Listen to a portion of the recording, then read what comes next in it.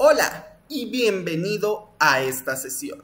El día de hoy vamos a estar viendo el tema de Introducción a Visión Computacional con TensorFlow. Soy Gilberto Guzmán y yo seré su instructor.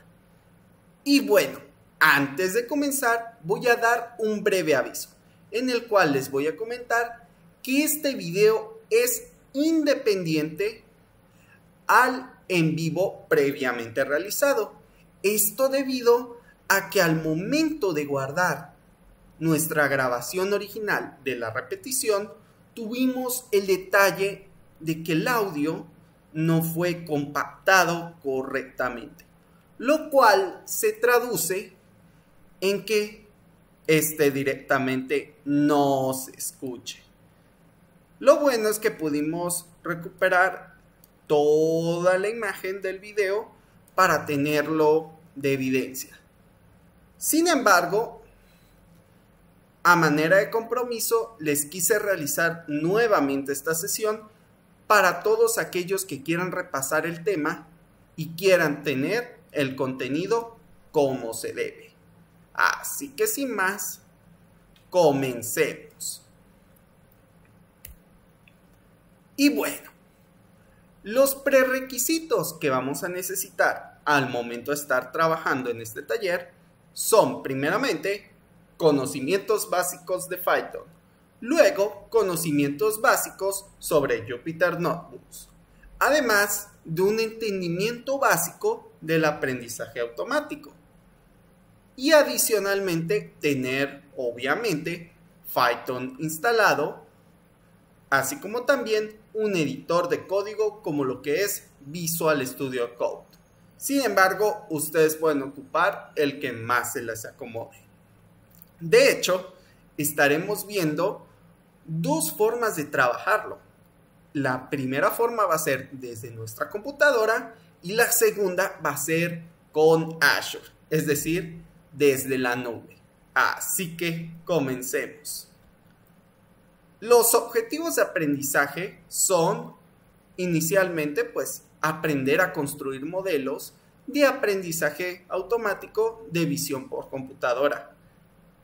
Aprender a representar dichas imágenes como tensores y aprender a construir redes neuronales densas y redes neuronales convolucionales.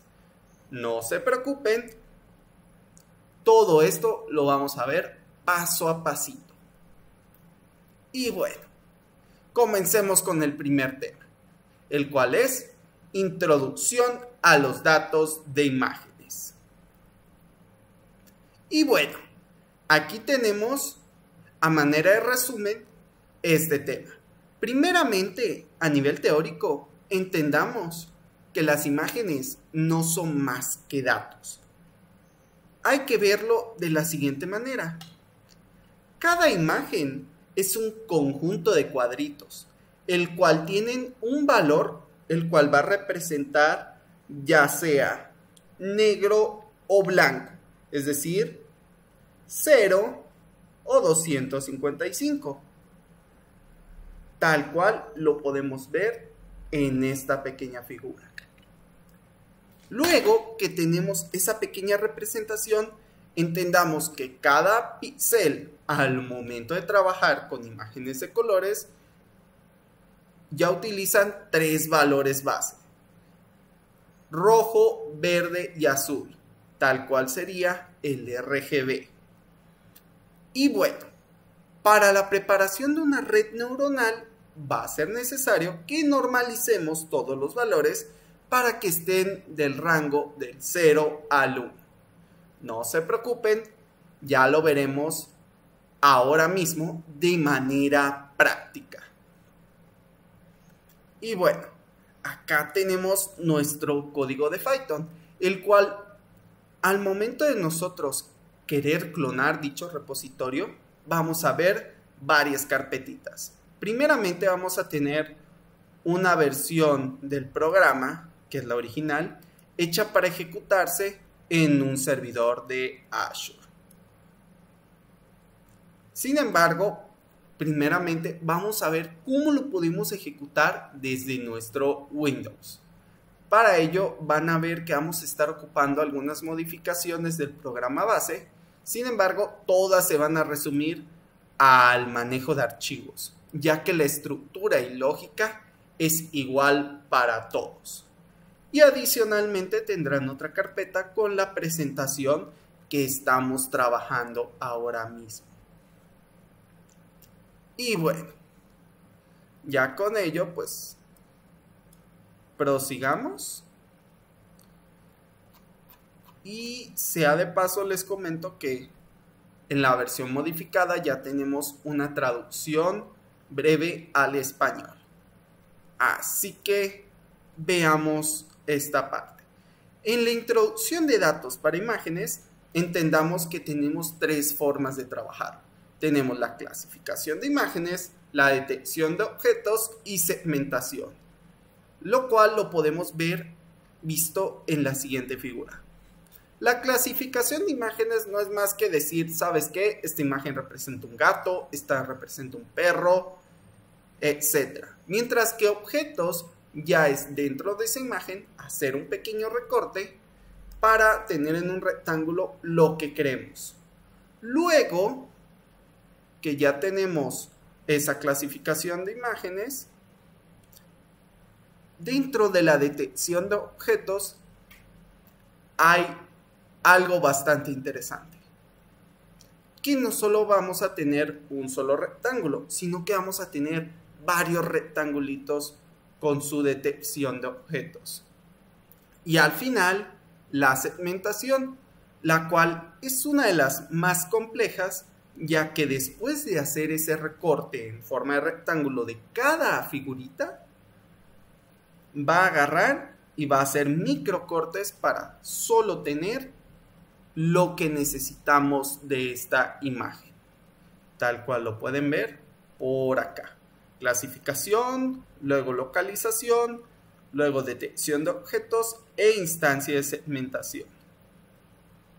Y bueno, ya acá nos habla las imágenes como tensores. Aquí tenemos previamente pues un texto que nos va explicando todo este rollo. Sin embargo, entendamos primeramente ¿qué es exactamente un tensor? Un tensor no es más que una matriz de datos, es decir, una tabla, la cual la podemos hacer de X cantidad de dimensiones. De hecho, ahorita, por ejemplo, acá tenemos 28 por 28 píxeles, sin embargo, luego vamos a tener tensores o matrices de muchas dimensiones, es decir, multiplicado número por número por número por número y así sucesivamente, ya que en esencia las imágenes son píxeles y cada píxel es un dato de una tabla. Podemos ocupar esta otra imagen de referencia para que puedan ver cómo funciona. Acá tenemos cuadro 1, cuadro 2, cuadro 3 y cada uno de estos tiene sus características propias e ubicación propia. Así que una vez comprendiendo esa idea, vamos a ver qué podemos hacer acá. Y ojo, este código está siendo ejecutado con la versión de Python 3.12.1, por lo cual es necesario que selecciones acá y crees tu propio entorno virtual. Ya únicamente para ejecutar el código van a dar clic en ejecutar todo y listo. Otra aclaración importante es que todo el código ya está previamente compilado para que puedan ver los resultados individuales, ya que por la naturaleza de este tipo de trabajo de inteligencia artificial sabemos que ocupa mucha carga de GPU, lo cual se traduce a que nuestros trabajos van a tardar muchísimo tiempo en verse reflejados. Es entonces que hacemos esto por cuestiones de tiempo. Sin embargo, pues ya tú puedes ejecutar todo esto como quieras. Así que bueno, ahora sí tenemos este código de acá, el cual primeramente nos indica que instalemos algunas librerías de Python para poder trabajar. Luego acá los importamos y preparamos el uso de la GPU. Recordemos que si no hacemos un buen uso de la memoria de la GPU, vamos a hacer que todo colapse y el programa falle. Lo bueno es que TensorFlow ya trae una serie de herramientas internas las cuales simplifican todo este proceso.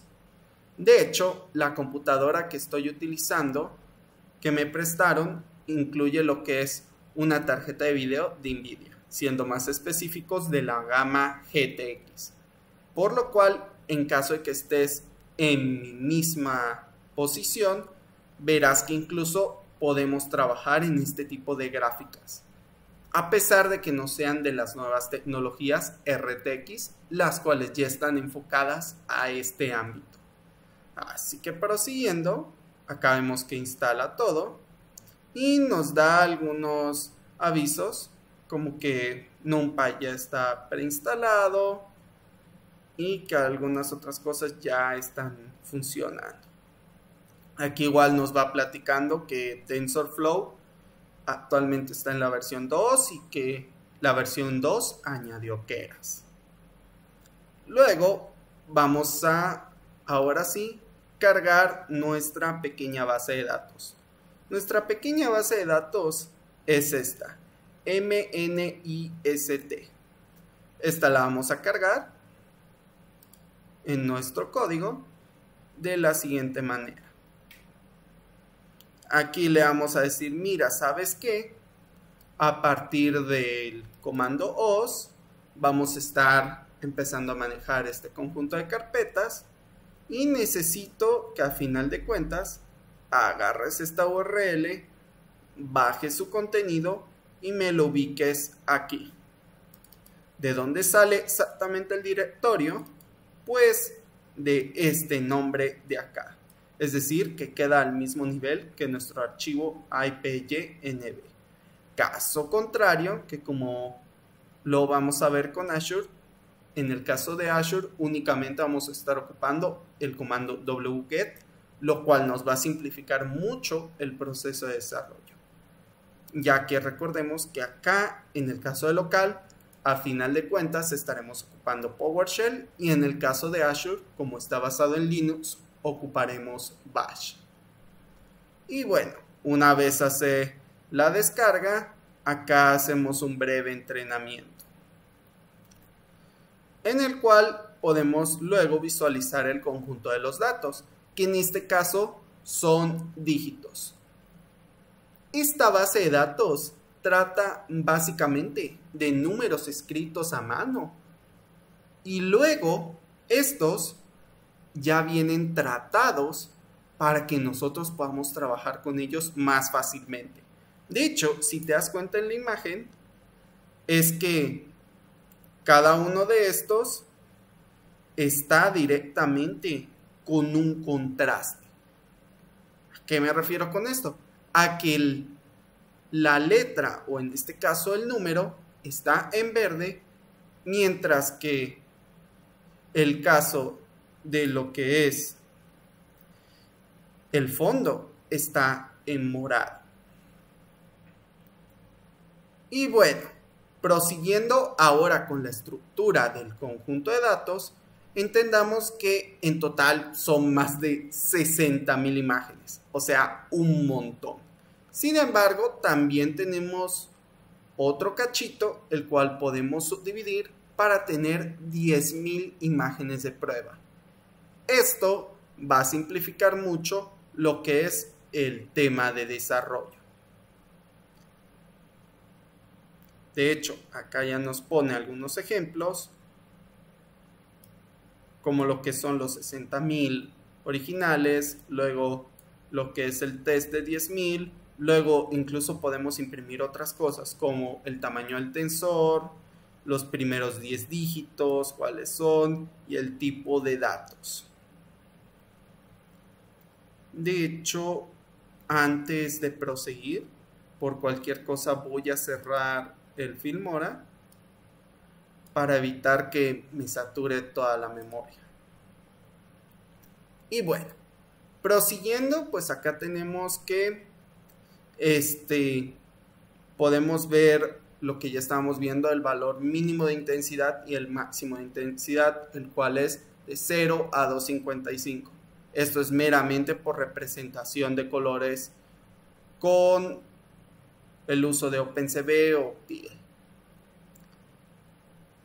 Y bueno, nuevamente acá nos va platicando acerca del RGB, cómo se va trabajando con cada píxel. Recordemos que cada píxel tiene datos en RGB y con ello podemos determinar sus características propias del color. Y bueno, ya con esta breve idea ya tenemos lo que es un panorama general acerca de nuestra primer red neuronal. De hecho, incluso van a ver que en los próximos temas vamos a tener otras formas de abarcar lo que es la parte de visión computacional. Y bueno, volviendo al tema de la presentación, vamos a checar entrenamiento de una red neuronal densa. Una red neuronal densa no es más que una red donde cada neurona está conectada a todas esas neuronas de la siguiente capa, principalmente útil para la clasificación. Luego tenemos otro concepto como el entrenamiento de la red, en el cual se le enseña a la red una serie de imágenes junto con su etiqueta para luego generar futuras predicciones. Y bueno, ¿a qué se refiere todo esto? Una red neuronal, pensémoslo como las neuronas que tenemos en el cerebro. Estas no son más que un árbol de decisiones, las cuales van creciendo constantemente. Y todas aquellas habilidades o cosas que hagamos bien, las van a ir almacenando. Y ya de ahí, poco a poco, se van a ir creando nuevos caminos o lo podemos ver como nuevas ramas. Luego, en el caso del entrenamiento, ya cuando estemos manejando una gran cantidad de datos, lo que tenemos que saber es que cada dato debe representar algo. Tenemos que poder de alguna forma relacionarlo. Por ello, les traigo este ejemplo. Acá tenemos dos figuras diferentes. Por un lado tenemos lo que es un zorro y por el otro lado tenemos lo que es una tortuga. La computadora no sabe qué son estas cosas. Sin embargo, si le indicamos con una etiqueta que le digamos todas las imágenes similares a estas que vas a recibir, le vas a poner zorro, y todas las imágenes que reciba similar a esta les vas a poner el nombre de tortuga, verás que al fin y al cabo la computadora podrá hacer dicha relación. Recordemos que nosotros somos los capitanes y la computadora al fin y al cabo es nuestro vehículo. Y bueno, antes de proseguir con el siguiente tema, vamos a ver su representación práctica. Así que volvemos acá y vamos a ver redes neuronales densas. Aquí nuevamente vamos a estar repitiendo el proceso de instalación de librerías para asegurarnos que todo ande bien. Sin embargo, esto lo puedes omitir. Lo importante acá es importar nuestras librerías y asignar el espacio de la CPU. Luego que tengamos todo esto configurado, nos vamos nuevamente acá y vamos a decir, oye, pues ¿sabes qué? Vamos a volver a ocupar la base de datos de números. La puedes bajar y se va. Y ya acá la tiene por acá. Luego, Acá ya hace el cálculo del dataset y proseguimos. Acá ya nos habla de manera teórica un poco más acerca de las redes neuronales densas. Como pueden ver, pues acá nos trata de explicar ya la parte técnica que podemos tener en una red neuronal. 784 entradas, por ejemplo, y 10 salidas, lo cual al final pues no es más que una pequeña matriz, la cual vamos a multiplicar, que es ese valor por 10, lo cual nos da 7840 conexiones.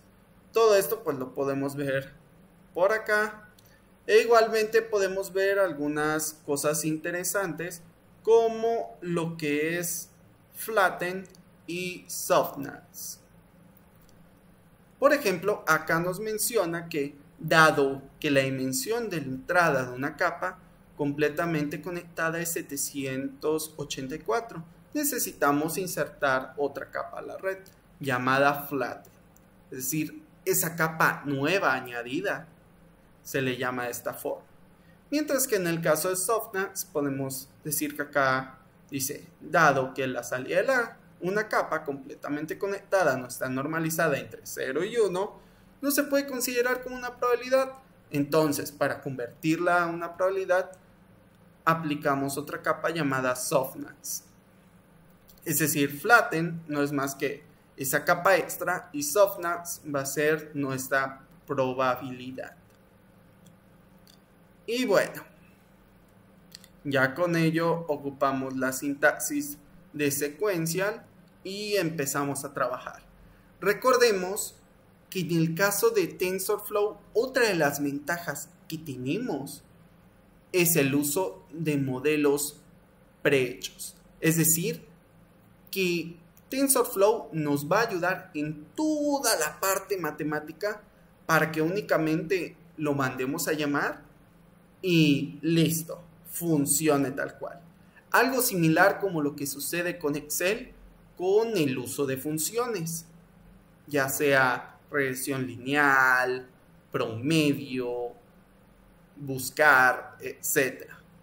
Y ya acá nos muestra los resultados ya de una manera más gráfica, el número de parámetros, el número entrenable de parámetros, etc.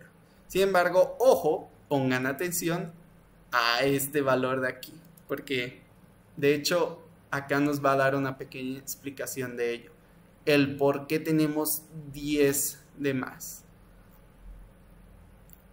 Según la anatomía de esta parte, pues nos dice, oye, pues ¿sabes qué? ¿Te acuerdas que te dije este número?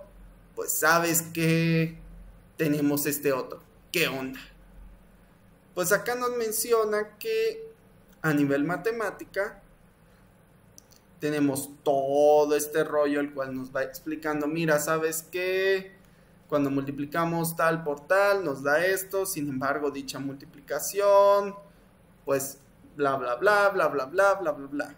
Lo importante de todo esto es esta parte de acá, en donde dice, de manera similar, en una capa densa con 784 entradas y 10 salidas, la salida se calcula como W por X más B, donde la dimensión de la matriz de pesos W es 784 por 10 y la dimensión de un vector de sesgo B es 10. ¡Oh! Entonces ya sabemos de dónde salen estos 10. Ese 10 extra que se va a sumar es el sesgo. ¿Y qué es el sesgo? Es al fin y al cabo un error. Es decir, ¿qué tan posible es que nuestro programa truene, no sea tan preciso? O bueno, ya si lo queremos ver de manera matemática, para todos aquellos que ya tengan experiencia en este ámbito, verán que cuando estemos ya trabajando con modelos más complejos, estos nos dan la capacidad de tener un porcentaje de éxito. Es decir, quiero que el programa funcione en un 80 a 90% de las veces, ya que si por ejemplo le pusiéramos 100% de las veces, pues la lógica normal de uno dice, no, pues sabes que sí, quiero que funcione todo el tiempo. Sí, pero cuando hacemos eso, hacemos tan crunchy lo que es todo el conjunto de datos, lo cual se traduce a que no va a tener hacia dónde ir, lo cual va a causar esa palabra llamada sesgo. Es decir, que siempre de lo mismo, lo mismo, lo mismo. Y si lo sacas de ese conjunto de valores tan selecto, el programa directamente no va a funcionar. De hecho, eso es algo que se ve ya en otro tema, que es regresión lineal, en el cual no es más que un promedio de una inmensa cantidad de datos. Y pasa que cuando no definimos bien la parte de los porcentajes, nuestro programa truena. Caso similar pasa cuando tenemos una base de datos bastante chica. Y bueno, ya volviendo al tema central, pues acá tenemos la parte de los pesos, nos los va reflejando junto con su tipo de dato. Y bueno, ya para hacer la parte del entrenamiento de la red, pues es solo este código de aquí, el cual pues nos dice, ¿sabes qué? Vamos a predecir un 5 y ya empieza a hacer todo su rollo. De hecho, acá nos pone a manera de nota que la API de TensorFlow contiene todas las operaciones básicas de tensores, similares a las operaciones correspondientes de NumPy en array. Por ejemplo, puedes usar TF en tensores y sería equivalente a llamar np.ex en arrays de NumPy. Luego que ya hicimos este rollo de acá, ahora sí vamos a hacer su compilación con un optimizador y un algoritmo de pérdida. El optimizador, pues, como su nombre lo indica, pues va a tratar de hacer nuestro programa más rapidito. Y la parte de pérdida, pues va a ser justamente lo que mencionábamos anteriormente, evitar el sesgo.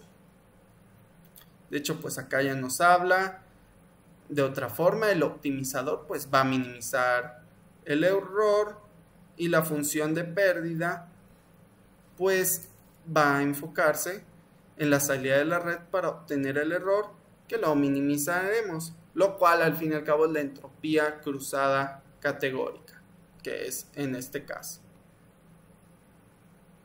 De hecho, acá tiene algo bastante curioso. En el anterior, en el optimizador, tenemos el descenso gradiente estocástico. Sin embargo, pues sí, existen muchos más optimizadores. Y bueno, resumiendo, optimizador minimiza el error y función de pérdida pues nos ayuda a obtener directamente pues el error. Así que luego codificamos todo con nuestras etiquetas de entrenamiento.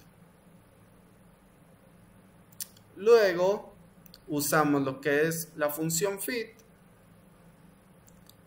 y calculamos el número de pasos.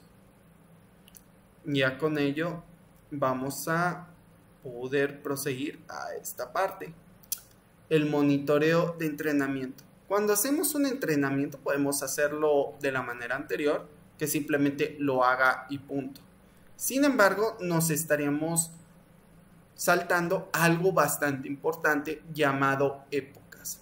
Las épocas no son más que una serie de vueltas que van a dar nuestro código, es decir, una serie de ciclos, los cuales, según el número de vueltas, vamos a poder modificar lo que es nuestro resultado. En este caso, pues ocupamos 3 números de vuelta y con ello ya estamos listos. En cada vuelta, como pueden ver, se modifican algunos valores de acá. Y lo importante es tratar de reducirlos hasta cierto punto. recordemos, esto es experimentación, por lo cual incluso en algunos casos vamos a tener que estar trabajando a prueba y error. Y bueno, ya acá podemos imprimir ya de manera gráfica los valores. Por ejemplo, acá nos menciona que la función feed devuelve el objeto history que contiene los datos de pérdida de cada época de entrenamiento. Aquí los muestra. Y luego acá tenemos las métricas y mini lotes. Y dirán, ¿qué es esto? Pues acá nos habla de lo siguiente. El valor de la función de pérdida no nos dice la precisión como tal del modelo. Ahora bien, para medir exactamente su precisión, necesitamos el porcentaje de dígitos clasificados correctamente en el conjunto de datos de prueba. De hecho, podemos agregar la precisión como una métrica durante la compilación del conjunto de datos. Y esto se mostraría e informaría a lo largo de todo el entrenamiento. ¿Qué quiere decir todo esto? Que podemos ir subdividiendo todo esto por pequeños lotes, que no son más que, por así decirlo, pequeñas cajitas. Así que acá compilamos nuevamente con nuestro optimizador, nuestra función de pérdida. Aquí tenemos nuestras métricas. Luego hacemos el feed con todos nuestros datos. Y aquí nuevamente vamos calculando todo a partir de épocas. Época 1, 2 y 3. Luego acá nos habla de otras cosas como especificación de parámetros del optimizador. Acá tenemos que pues se estuvo ocupando lo que es SDG. Sin embargo, pues, hay más formas de trabajar. Por ejemplo, acá nos menciona que podemos crear explícitamente el optimizador SDG, luego darles su parámetro momentum y luego pasar el objeto a compile, tal cual se muestra por acá. Y listo. Igualmente, pues como pueden ver, podemos ir modificando el número de épocas. En este caso se hizo 5. Igual acá tenemos nuestro momentum de SDG y listo. Aquí se muestra el resultado por acá. Luego, si queremos ver la isocialización de los pesos de la red, podemos ocupar este código de acá, en el cual YTensor tendrá una dimensión de 784 por 10 y este pues lo podemos obtener llamado todo el método netParameters y así sucesivamente. Al final vamos a realizar un pequeño ciclo en el cual vamos a estar mostrando todos estos pequeños datos. De hecho, algo curioso es cómo la computadora al final va interpretando todas estas imágenes. Porque si uno ve esto, no le ve aparentemente ninguna relación. Sin embargo, estas imágenes son oro puro para nuestra parte de inteligencia artificial. Recordemos que la máquina interpreta todo de una manera diferente. Y bueno, a manera de conclusión, en esta parte de acá, podemos decir que entrenar una red neuronal en Keras requiere como tal solo una línea de código y ajustar algunos parámetros. Obviamente acá hay más líneas de código porque vimos varios ejemplos. Luego podemos ver que una red neuronal densa de una sola capa muestra un rendimiento relativamente bueno. Pero definitivamente queremos superar el 91% de precisión. En la próxima unidad intentaremos utilizar perceptores multicapa. Es decir, esta es solo una forma de trabajar. Ahora vamos a ver en el siguiente tema cómo sería con esta otra metodología, la parte de multicapa. Así que volvemos a la presentación y antes de continuar, pues de una vez les comento que todo este video van a poder comentarlo ustedes. Ya me pueden mandar sus preguntitas, ya sea por correo o en los comentarios, para que podamos checar más a fondo sus dudas.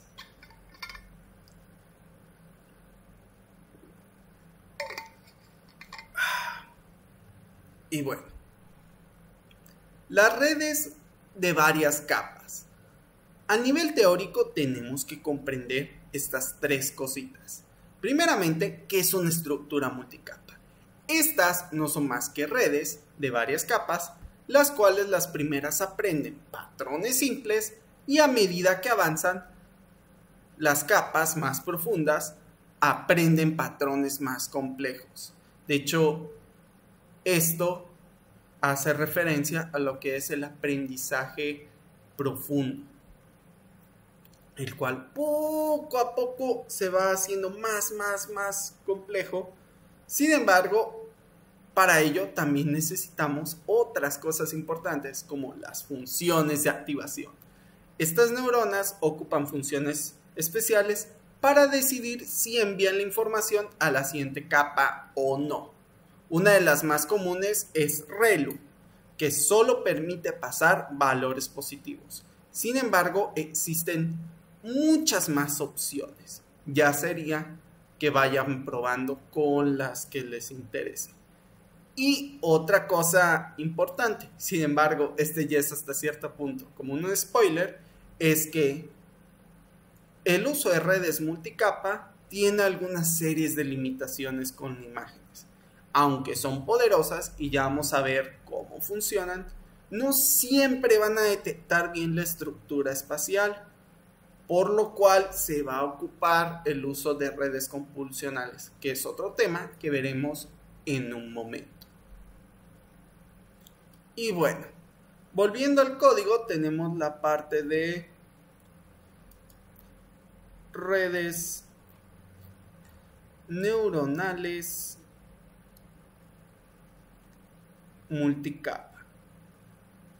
Y bueno, acá nuevamente hacemos el mismo proceso, ya únicamente checamos que estén bien, la instalación de librerías, la importación de las cosas, checamos que la GPU funcione, le damos tiempo, volvemos a importar nuestra pequeña base de datos, le damos tiempo, checamos el entrenamiento de las cosas y aquí viene lo interesante.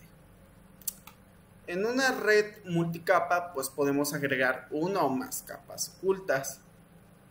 Luego hay que tener cuidado al momento de estar agregando, porque según el número de parámetros no siempre más va a ser mejor. Es decir, que si agregamos un montón de datos con esta metodología, vamos a tener un sobreajuste. ¿Y qué es un sobreajuste? Es básicamente lo que estábamos hablando anteriormente, que generamos un sesgo grandísimo, lo cual se traduce a que nuestra aplicación no va a funcionar correctamente. Por ello, se empieza a usar lo que es la parte de ReLU, que como pueden ver, pues es quien va a decidir qué pasa y qué no pasa. De hecho, pues acá nos va hablando de ReLU, cómo podemos ir trabajando, e incluso nos va a hablar de otra opción bastante interesante, la cual lo vamos a ver, que es sigmoide. Siendo que ReLU, pues, nos sirve más para la parte lineal. Sin embargo, sigmoide ya empieza a manejar una curvatura, como su primera letra lo indica, sigmoide. S tiene una forma de S, mientras que el otro pues es directamente una línea. Luego acá nos muestra otra forma de definir modelos, en las cuales podemos ir importando todo como si fuera un objeto. Acá creamos el objeto, le vamos añadiendo nuestros parámetros, le decimos, ¿sabes qué? Queremos que ocupes esta función de activación y vámonos. Acá nos imprime todo para decir que todo está ok. Y luego acá viene la parte de entropía cruzada categórica dispersa con softmax. Qué nombre más largo, ¿no? Probablemente pues hayas notado que ahorita pues no se está ocupando softmax. Está en función de activación después de la última capa. Esto es debido a que Keras ya por sí solo permite funcionar esta activación junto con la función de pérdida, lo que significa que solo necesitamos asegurarnos de especificar este parámetro al definir la función de pérdida compile. Lo mismo que mencionábamos anteriormente, si se te pasa la parte de declarar alguna función o algo matemático, muchas veces TensorFlow, al ser un framework, se va a encargar de ello y va a añadir todo lo que te falte para que funcione todo correctamente. Y bueno, y aquí ajusta el modelo para dar un número de resultados. En este caso se realizan 5 vueltas y luego se imprimen los resultados por acá. Ahora bien, acá nos muestran algunas cosas importantes, como que esta red es más expresiva que el percentrón de una capa que entrenamos en la unidad anterior. Igualmente, pues nos dice, incluso si logramos una precisión de entrenamiento muy alta, la precisión de validación típicamente no superará cierto punto. Lo cual pues vuelve al final a querer tocar el tema de sobreajuste, el cual pues es lo que ya estábamos viendo, que significa que nuestro modelo se ajusta muy bien a los datos de entrenamiento, pero no generaliza bien los datos no vistos. Lo cual, pues al final de cuentas, aunque pareciera algo positivo, en realidad es negativo. Ya acá nos dice algunas opciones que podemos hacer ante un sobreajuste, como por ejemplo hacer que el modelo sea menos poderoso al disminuir el número de parámetros, aumentar el número de ejemplos de entrenamiento. Luego tenemos detener el entrenamiento tan pronto la precisión de validación comience a disminuir, entre otras cosas. Luego acá tenemos definiciones más cortas de modelo, en las cuales pues tenemos este formato de acá, ocupa el modelo secuencial y pues ya, esto es básicamente lo mismo que antes, pero ya de una forma más sencilla, más ordenada. Y bueno, a manera de conclusión de este tema, pues nos menciona que las redes de múltiples niveles pueden alcanzar una mayor precisión que los perceptrones de una sola capa. Sin embargo, no son perfectas para tareas de visión por computadora. En las imágenes existen algunos patrones estructurales que pueden ayudarnos a clasificar un objeto independientemente de su posición en la imagen. Pero los perceptrones no nos permiten extraer esos patrones ni buscarlos selectivamente. Ya en la próxima unidad nos centraremos en ese tipo de especial de redes neuronales que se pueden utilizar de manera efectiva para tareas de visión de computadora, las cuales pues ya vieron que pues van a ser las redes convolucionales. Es entonces que tratemos de evitar al momento de trabajar con visión computacional con esta metodología. Sin embargo, esto no es una generalidad. Siempre está la posibilidad que en algún tipo de proyecto de visión computacional lo llegues a ocupar. Recordemos, la idea de esto es que veas todas las herramientas, todos los caminos y ya puedas escoger el que más se adapte a ti. Y bueno, volvemos con la presentación y vamos a ver redes neuronales convolucionales. Y bueno, estos no son más que dos cosas importantes. Necesitamos saber la parte de patrones de imágenes y la parte de filtros convolucionales. En patrones de imágenes vamos a tener algo llamado CNN, el cual buscan características específicas de las imágenes, ya sean líneas, formas, texturas, que luego van a combinar para identificar objetos. Ya verán cómo lo trabajamos. Luego tenemos los filtros convolucionales, las cuales son herramientas que escanean la imagen analizando pequeñas partes para detectar patrones importantes.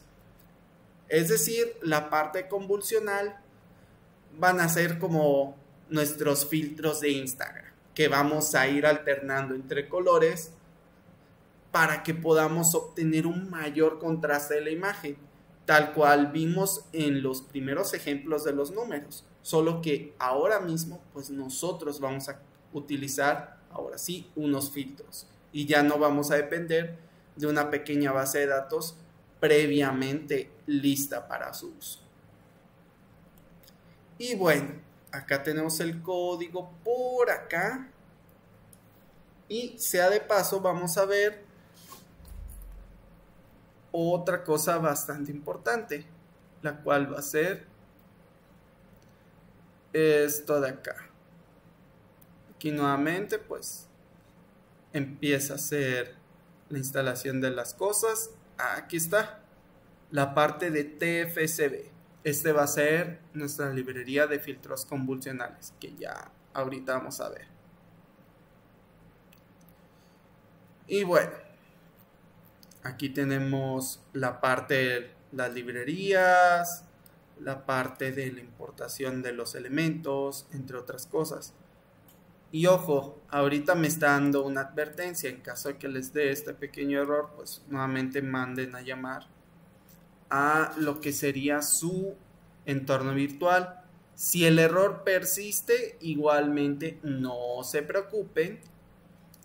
A veces Visual Studio Code tarda en reconocer dichas librerías. Sin embargo, si ya ejecutamos el código, vamos a ver que funciona.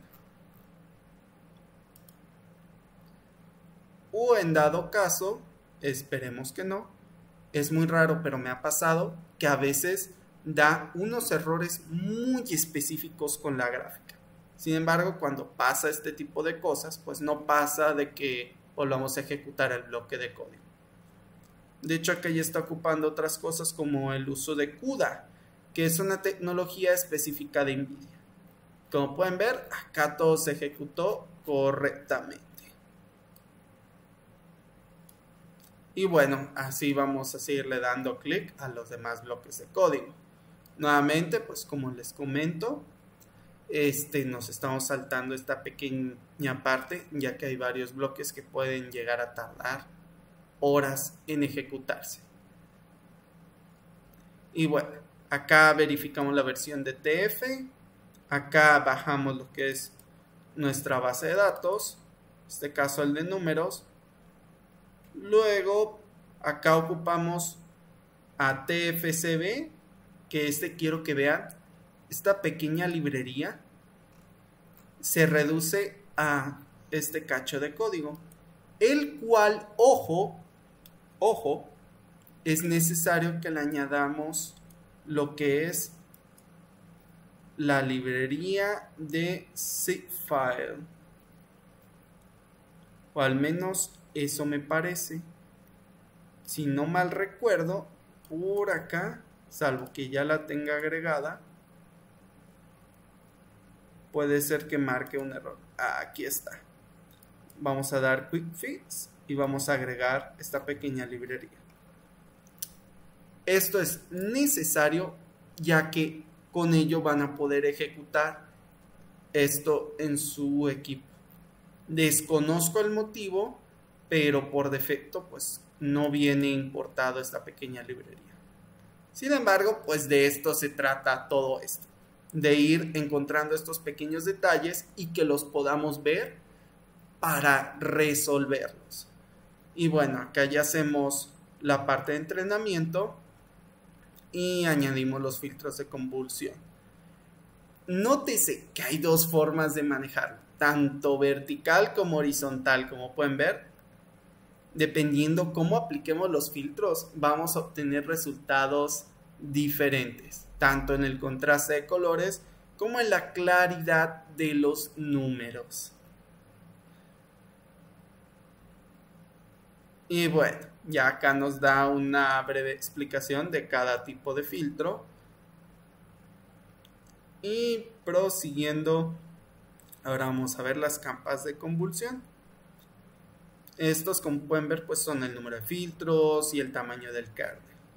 El número de filtros, pues en este caso son 9, y el tamaño del kernel, pues es el tamaño de la ventana deslizante, la cual se puede usar 3x3 o 5x5. Así que acá definimos todo, ocupamos la función de activación ReLU, ocupamos métricas y listo. Ya empieza a hacer acá todo el cálculo y ya. Ahora bien, a manera de nota, en la mayoría de los casos prácticos que queremos aplicar capas de convulsión de imágenes en color, vamos a estar ocupando COM 2D, que espera que la entrada W por H por C, donde W y H son el ancho y la altura de la imagen, y C es el número de los canales de color. Para imágenes de escalas de grises vamos a ocupar de la misma manera que C va a ser igual a 1.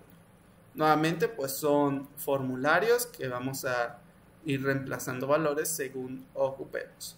Aquí hacemos el número de vueltas. De hecho, acá nos menciona que es una remodelación antes de ya comenzar el entrenamiento. Acá tenemos la parte de accuracy y la parte de loss, es decir, precisión y pérdida. Luego, para visualizar las capas de convulsión, podemos ver nuestros pesos y tratar de comprender lo que está sucediendo. Por defecto, pues esto es lo que nos muestra en el ciclo lo que es la máquina. Nuevamente, aparentemente no tiene ninguna relación ni ningún uso. Sin embargo, estos datos, como ya estábamos mencionando, son importantísimos para la máquina. De ello sale la parte de CNN multicapa y capas de agrupación. Acá nos muestra dos cositas importantes: la parte de agrupamiento promedio y agrupamiento máximo. La parte de promedio toma la ventana deslizante y calcula su promedio de valores dentro de la ventana, mientras que el máximo reemplaza la ventana con el valor máximo.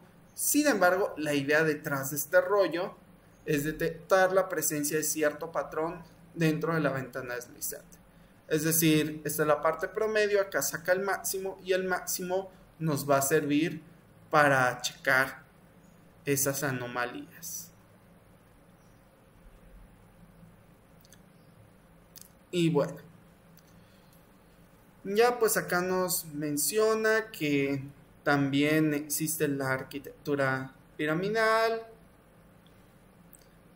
Luego, que debido a la disminución de dimensiones espaciales y el aumento de dimensiones, tiene características y filtros.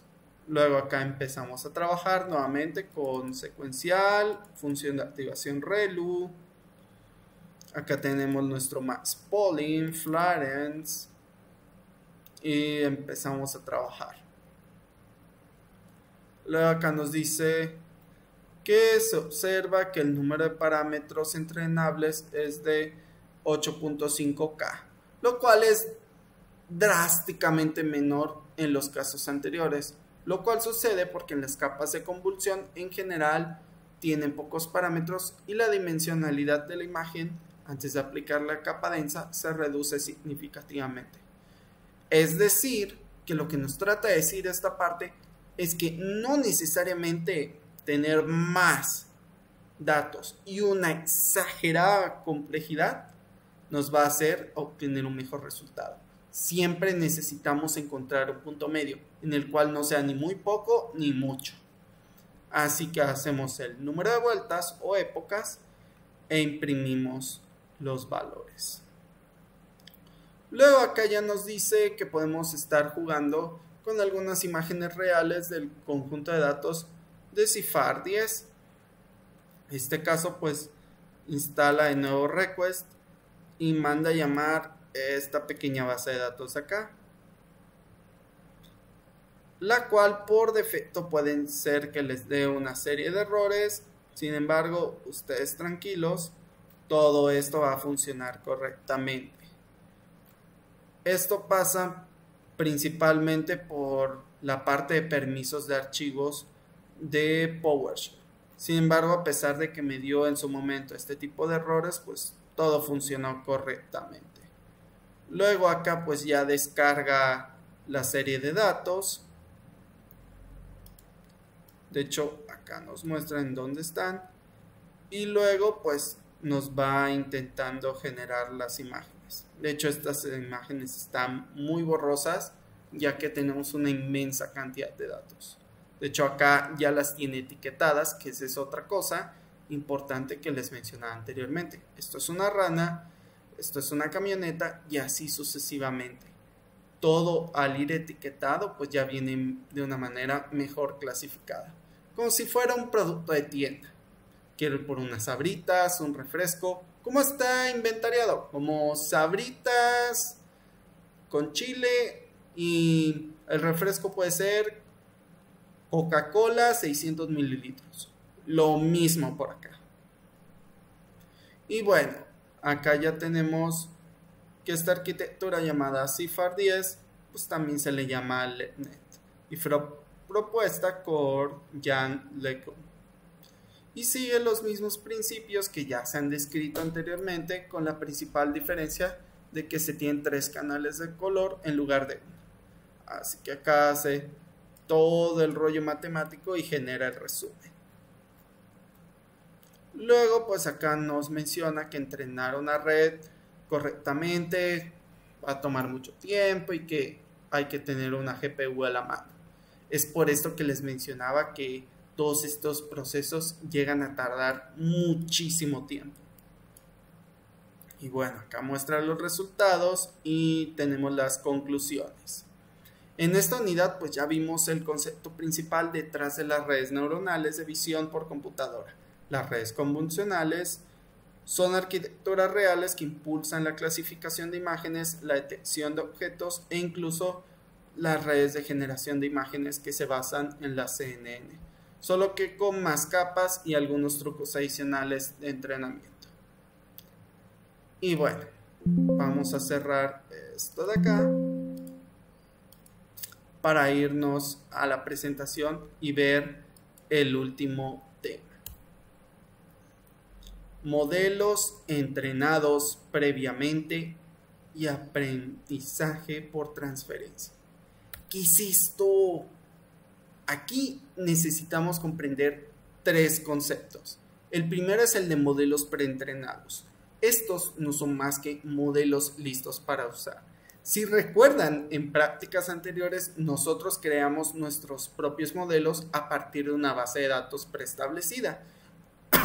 Sin embargo, ya existe gente en internet mediante páginas como Kaggle.com, las cuales ya nos dan ejecutables listos para que linkeemos con nuestro programa y empecemos a trabajar.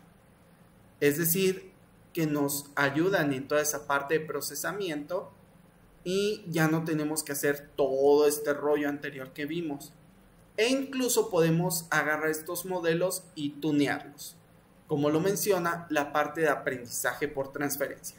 Tomamos un modelo preentrenado y lo ajustamos para que funcione en nuestra tarea específica. Luego, ya en parte de aplicación práctica, en lugar de volver a enseñarle al modelo cómo reconocer las imágenes, solo le enseñamos a reconocer nuestras categorías específicas.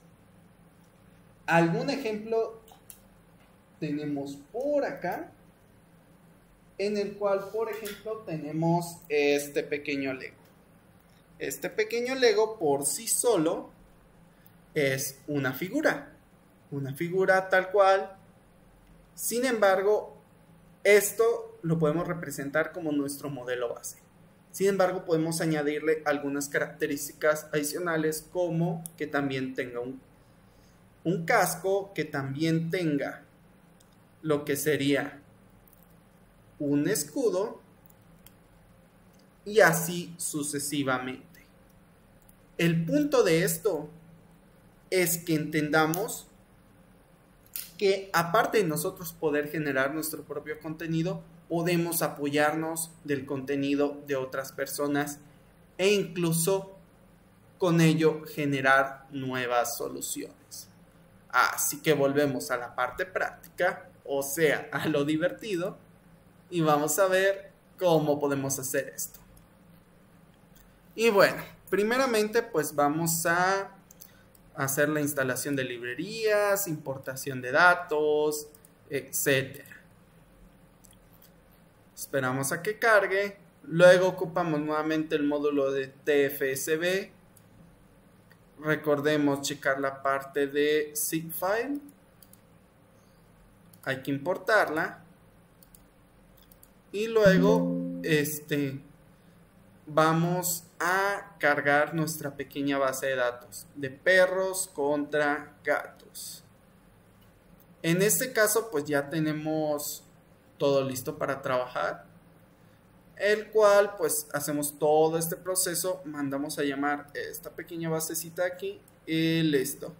Esto pues te puede tardar tanto poco como mucho según tu internet y según las características de tu equipo. Una vez instalado, es posible que tengamos algunos errores. Recordemos que al estar ocupando una conexión por internet, inevitablemente va a generar archivos corruptos. Es por ello que utilizamos el comando de check image dir y con ello vamos eliminando todas las imágenes corruptas o que estén en un formato incorrecto. Y bueno, ya acá cargamos el conjunto de datos para poder ir trabajando. Acá tenemos los generadores, los cuales van a devolver los datos en manera de mini lotes de entrenamiento, es decir, en varias cajitas, lo cual es de vital importancia, ya que en la vida real pues no podemos agarrar y depender de una sola fuente de datos. Necesitamos varias fuentes pequeñas que al final vamos a unir y con ello vamos a poder tener un trabajo mejor estructurado. O en otras palabras lo podemos ver para quienes manejan la parte de literatura. No es lo mismo basar mi información en un autor que en 5 o 10 autores. Así que acá hacemos nuestro proceso de entrenamiento, esperamos a que cargue, luego checamos nuevamente por cualquier cosa la parte de entrenamiento, cuáles son sus nombres de clasificación, que serían gato y perro. Y luego con este conjunto de datos ya podemos pasar directamente a la función fit para entrenar el modelo, el cual contiene tanto las imágenes correspondientes como las etiquetas, las cuales se pueden recurrir utilizando esta estructura. Así que ejecuta este ciclo y luego lo truena y al final muestra nuestra serie de datos nuevos. Que tenemos un perro, un gato. Nuevamente todo esto está etiquetado y nos menciona que igualmente todas las imágenes del conjunto de datos están representadas como tensores de punto flotante con un rango de 0 a 255 y que antes de pasarlas a la red neuronal necesitamos escalar esos valores al rango de 0 a 1. Al trazar las imágenes también necesitamos hacer lo mismo o convertir los valores de tipo int, lo cual hacemos en el código anterior para luego imprimirlo con Matplotlib de manera gráfica. Y bueno, ya acá hablamos acerca de los modelos preentrenados. Este cacho de código no se preocupen, en el caso de que estén trabajando en Windows, esto lo pueden saltar. Esto es exclusivo de Bash o Linux, la adquisición de estos paquetes específicos. Y bueno, ya acá ejecutamos BGG 16, empieza a hacer todo su proceso y nos pone algunas notas importantes. Por ejemplo, antes de pasar una entrada, cualquier red preentrenada debe procesarse de una manera específica. Esto se hace llamando la función correspondiente preprocess input, el cual recibe un lote de imágenes y devuelve su forma procesada. En el caso de BGG 16, las imágenes se normalizan y restan un valor promedio predefinido para el canal. Luego tenemos la parte de red neuronal, que se aplica un lote de entrada y como resultado recibimos un lote de tensores de 1000 elementos que muestran la probabilidad de cada clase. Igual acá nos habla de argmax y luego tenemos el resultado obtenido, el cual no es más que un número de clase de image.net. Luego acá mostramos el resumen de todos los parámetros. De hecho, podemos ver acá son muchos más. Y algunos cálculos de GPU. Importante, en mi caso en específico no me muestra ningún dato de cálculos de GPU en la parte de configuración, debido a que mi GPU como tal no es RTX. Sin embargo, no pasa nada, podemos seguir trabajando. Ya en el caso de Azure van a ver que sí les muestra algunos valores por acá referentes a ello. De hecho, acá nos menciona nuevamente a manera de advertencia que pues se ocupaba bastante poder computacional. Y bueno, luego acá se extraen las características con BGG 16, ejecuta el código y obtenemos este cacho de acá, el cual nos explica que es un tensor de características 7x7x512, pero para poder visualizarlo se tuvo que reorganizar en una forma 2D, es decir, se tuvieron que hacer multiplicaciones. Y ahora intentamos ver si esas características pueden usarse para clasificar imágenes, por lo cual se toma manualmente una porción de imágenes en 50 minilotes en este caso, y luego se precomputa sus vectores de características. Para ello pues nuevamente se ocupa la API de dataset de TensorFlow, la función map para construir el conjunto de datos y se aplica la función lambda para poder transformarlos. Luego al final ocupamos este mecanismo para construir nuevos conjuntos de datos que contienen características extraídas de BGG en lugar de las imágenes originales. Todo esto lo vamos ocupando por acá. Igualmente acá nos funciona otras cosas como take 50, el cual limita el conjunto de datos y acelera la demostración, pero pues obviamente tú puedes hacerlo con el conjunto de datos completo. Nuevamente nos menciona que este proceso puede llevar mucho tiempo, sin embargo tú tranquilo, ahí va poco a poco. Y bueno, en este caso vamos a ocupar la función de activación sigmoide. Esperamos a que cargue y listo. Luego con ello ya podemos ver el aprendizaje por transferencia, que ya va a ser añadirle nuevos datos al modelo.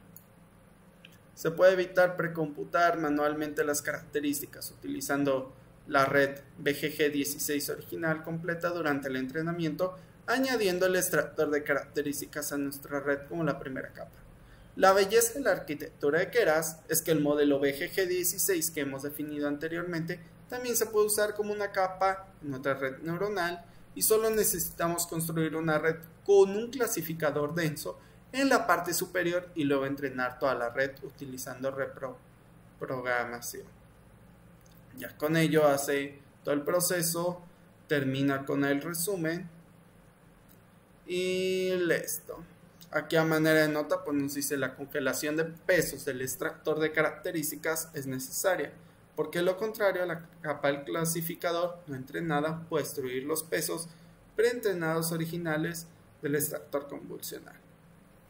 Yo sé, son bastantes conceptos de matemáticas, pero ustedes tranquilos, no pasa nada. Lo importante es que con esto que vayamos comprendiendo de la estructura en general, pues podamos generar nuestras soluciones.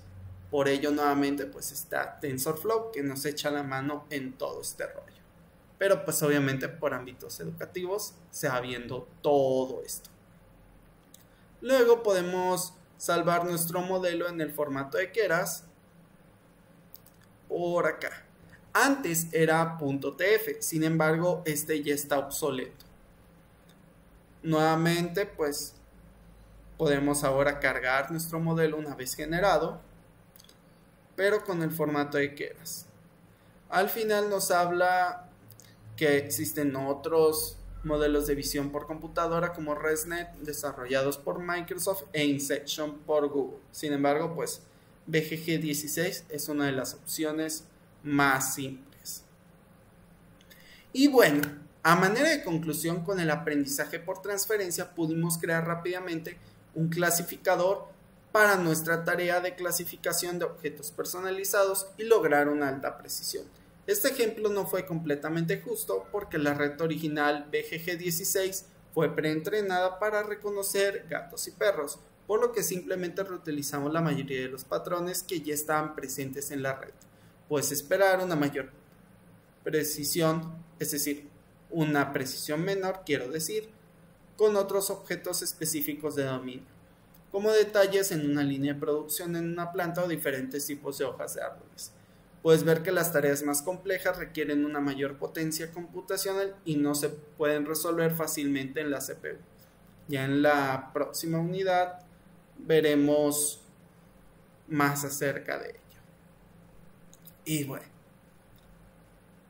pues este sería todo el tema en general. Ya a manera de comprobación de reconocimiento les voy a ir dejando cada pregunta.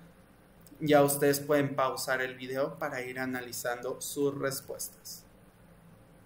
Pregunta 1. Al entrenar la tarea de clasificación de imágenes en imágenes de color de tamaño 32×32, ¿cuál sería la dimensión del tensor de entrada?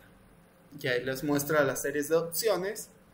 Pausan el video y cuando crean que ya tienen la respuesta, vuelven. La respuesta correcta se marcará con un subrayado en amarillo.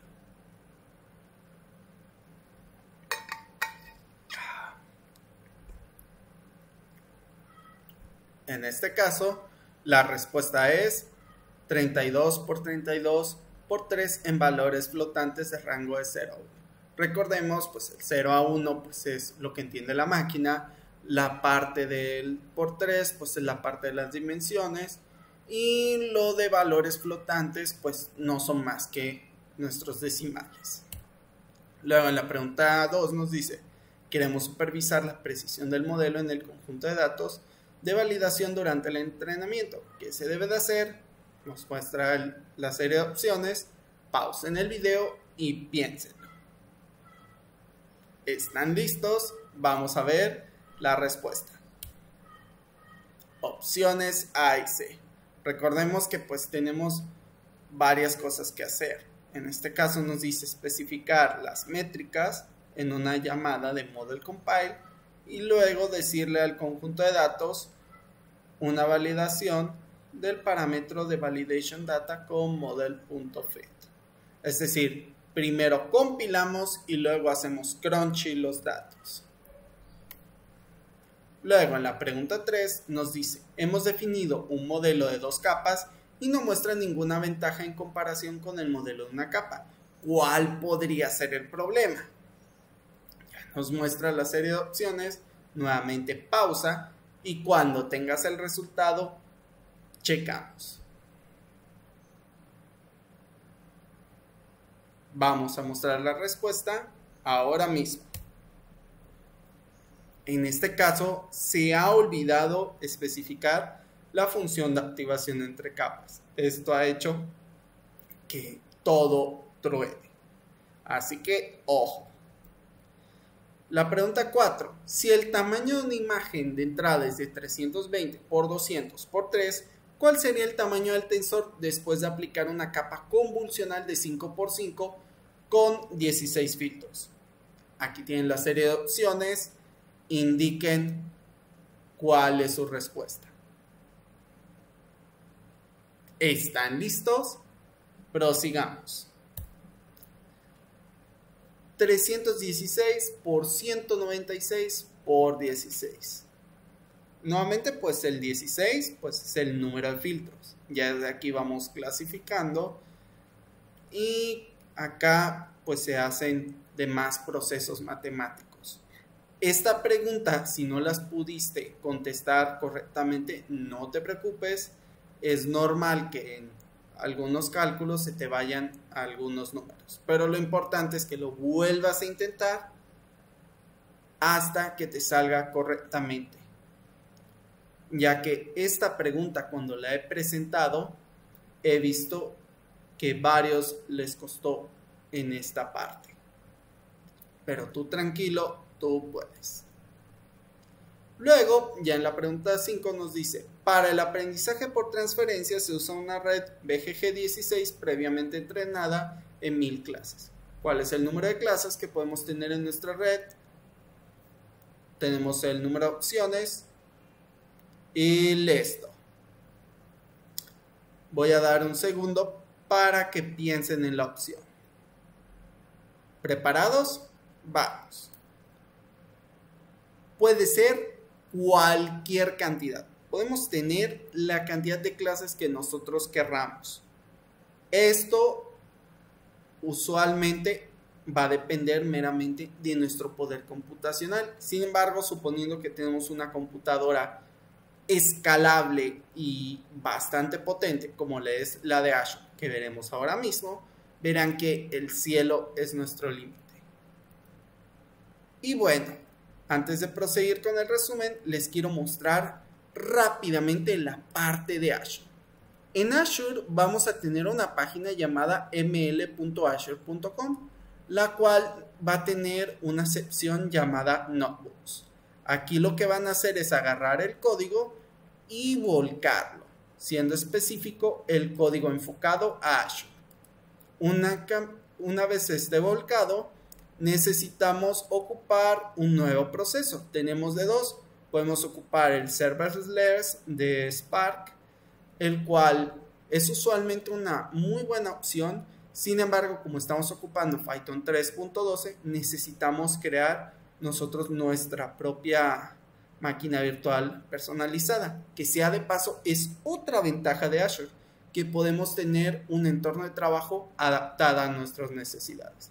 Así que seleccionamos, en su caso les va a aparecer que lo creen, e importante, ocupen la máquina más sencilla, ya que recordemos que por fines de desarrollo lo que nos interesa es reducir los costes.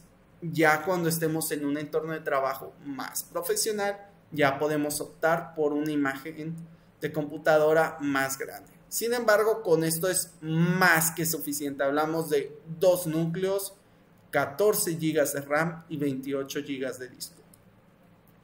Por ejemplo, acá voy a dejar ejecutando todos los programas. Aquí va a ir cargando cada bloque de esta parte y vamos a esperar. Este proceso, como les digo, toma mucho tiempo, ya que son una gran cantidad de cálculos. Por lo mismo, es lo que les comentaba, que por cualquier cosa ya les guardé en el código final, pues todos los resultados impresos para que ustedes se enfoquen únicamente en la parte lógica. Sin embargo, si ya tienen el tiempo y la paciencia, pues yo los invito a que prueben todo, ya sea en su computadora o en Azure.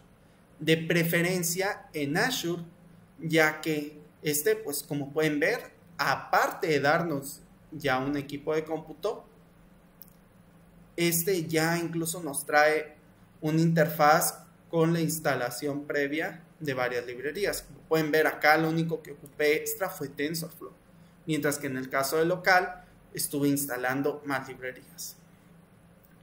Esto en el caso específico que no tengas una computadora con tarjeta de video dedicada y con una CPU y RAM medianamente alta. Y bueno, ya prosiguiendo en la parte de resumen, vamos a ver que las CNN pues son bloques de construcción simples para resolver tareas de visión por computadora más complejas con la generación de imágenes. Estas igual se ocupa para la detección de objetos, delimitación de instancias. Igual pues tenemos que estas se pueden usar para encontrar patrones en señales unidimensionales y estructuras multidimensionales. E igualmente tenemos otra parte que son las redes generativas antagónicas, que se pueden usar para generar imágenes similares a las del conjunto de datos dados. Y bueno, acá está el enlace de confirmación de asistencia, el cual ustedes ya contestaron. Y acá tenemos los próximos pasos. Acá cuando ustedes accedan a la presentación van a poder dar clic a todos estos enlaces, los cuales les van a ayudar a practicar los conocimientos probando los módulos de Microsoft. Acá únicamente pues dan clic y los debe redirigir. Va cargando el esto. Igualmente, si tienen algún detalle respecto al idioma, por defecto vienen en inglés. Sin embargo, si dan clic acá, pueden cambiar el idioma al suyo. En mi caso, por ejemplo, es el español. Esperamos a que cargue y acá en el buscador ponemos español o Spanish. Español México, esperamos a que cargue y ahorita se debería reflejar todo. Esto pues nuevamente puede tardar más o menos según su internet, pero para que tengan esa idea. Igualmente recuerden que la presentación está tanto en español como en inglés. La idea es incluir a la mayor cantidad de gente. Como pueden ver, acá ya se refleja todo. Y bueno, esto sería todo por el día de hoy. Nos vemos y quedo pendiente de la nueva sesión en la cual vamos a estar rifando nuestros códigos de LinkedIn. Sin más por el momento, muchas gracias por su atención. Saludos.